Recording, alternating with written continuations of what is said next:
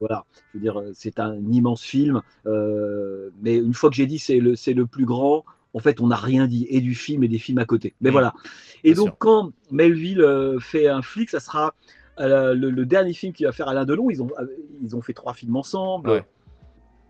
Enfin, là, j'ai l'impression de faire un cours de cinéma, donc il faut que tu m'interrompes par moment. Mais Mais pourquoi tu l'aimes spécifiquement, ce film-là? ben, pourquoi je l'aime? Parce que si tu veux, d'abord, je pense que, en fait, moi, je suis un immense admirateur de Delon. Hmm.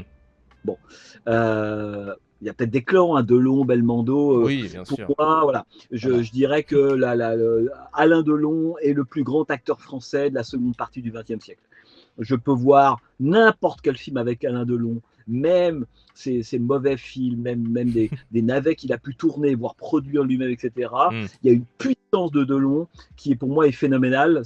Et lui-même, hein, faisait la différence entre acteur et comédien. Je ne parle pas de comédien. Hein. Oui. Delon est un acteur, ce qui n'a rien à voir avec les comédiens. Donc, il n'a pas une performance, il n'a pas une technique, etc. Mais quand il arrive dans un cadre, on ne voit que lui. Oui. Et la caméra l'adore. C'est quand même ça le cinéma. Hein. C'est qu'il faut que la caméra aime l'acteur.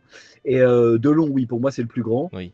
Et pourquoi je parle de ça? Parce qu'effectivement, Delon, voilà, il y a un acteur qui a eu la chance d'arriver à un bon moment de l'histoire du cinéma. Moi, je Oui. pense souvent à plein d'acteurs aujourd'hui.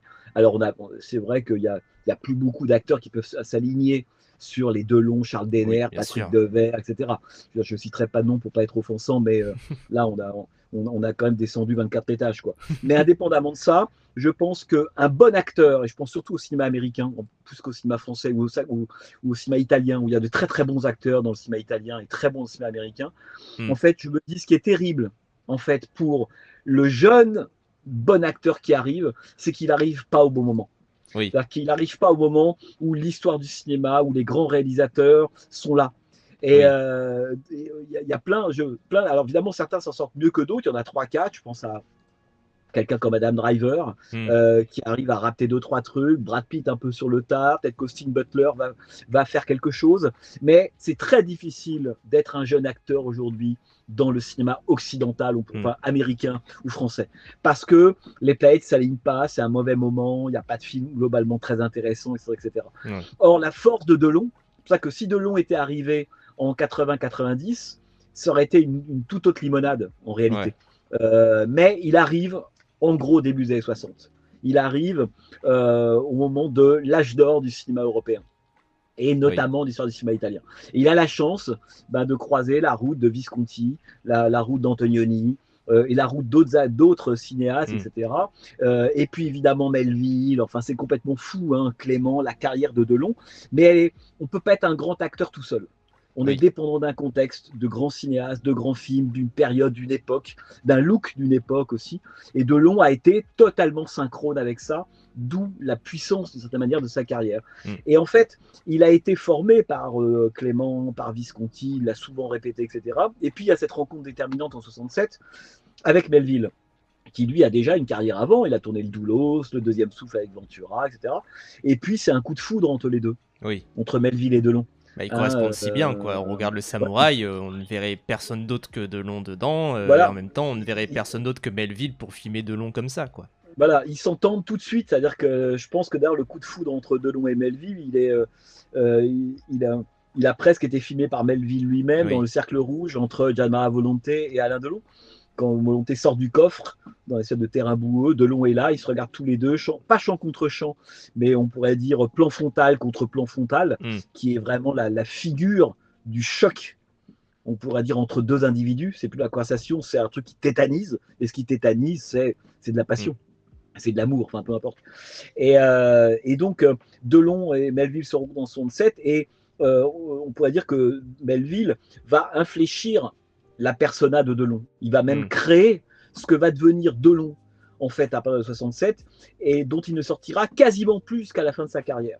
Et donc, il crée à la fois la persona, la figure d'Alain Delon pour la postérité, Hmm. et en même temps, on pourrait presque dire qu'il lui crée en même temps sa prison à lui. Hein. C'est vrai. Et le samouraï, Alain Delon restera Jeff Costello dans le samouraï.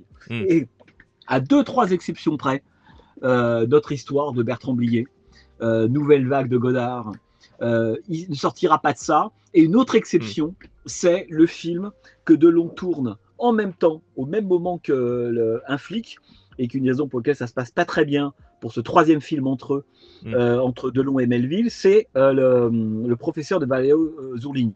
Chef-d'œuvre absolu, j'aurais pu mettre dans le bingo. Qui se passe à Trieste, un professeur qui a été viré, qui enseigne dans un petit lycée de cette petite ville. C'est un film gris, automnal, et cet homme est complètement déprimé. Il enseigne l'histoire de l'art et il va avoir une histoire d'amour avec une jeune étudiante dans ce film. Bon, le professeur, chef-d'œuvre absolu. Mais Delon, il est en train de tourner un flic et en fait, il est pressé. Il doit quitter le tournage d'un flic, en gros, sans arrêt. Le tournage de Melville, qui était un peu le patron, est en train de s'éterniser. Et en fait, Melville prend mal le fait que Delon a l'air moins concentré en fait, sur son personnage, le tournage d'un flic, parce qu'il doit partir en fait, en Italie pour aller tourner ce film de Zurlini, qui est, à mon avis, un des 3-4 plus grands Delon, avec... j'ai envie de dire Le Cercle Rouge, Monsieur Klein, le professeur, voilà. Et en fait, un flic, c'est effectivement la persona de Delon, mais poussé jusqu'à son terme absolu. C'est un film totalement funèbre.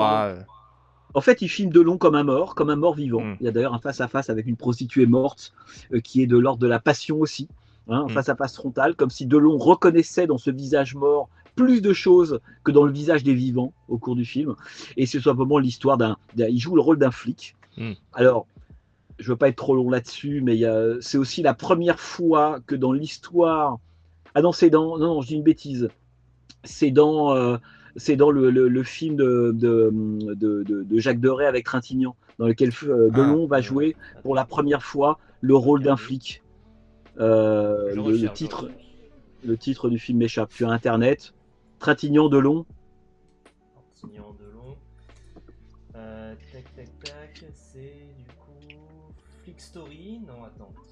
C'est ça, Flick Story, quelle année? Flick Story, c'est 75. Bon. Alors, je dis une bêtise, parce que. Enfin, je dis une bêtise. C'est que à vérifier, mais je crois que Delon, dans Un flic, on est en 72, c'est la première fois qu'il va jouer le rôle d'un flic. Ah. Ça m'étonne pas trop, effectivement, c'était pas trop le début de sa carrière. Il a toujours joué d'autres rôles jusque-là. Chez Melville, toujours des gangsters, le samouraï et évidemment l'un des 3 cambrioleurs du Cercle Rouge. Première fois qu'il joue le rôle d'un flic. Alors, il y a beaucoup de raisons biographiques qui expliquent ça dans le cadre de Delon, c'est l'affaire Markovitch. Enfin, je passe rapidement là-dessus. Et donc, là, tu es en train de passer les extraits, non? Oui, je mets un petit peu la scène à Noël. Mais regarde l'esthétique de ce film-là, qui est une esthétique du blême. La couleur d'un flic, c'est le bleu et le gris. Oui. Donc l'esthétique du blême, là, il rencontre en fait une femme qui est une transsexuelle de l'époque, s'appelait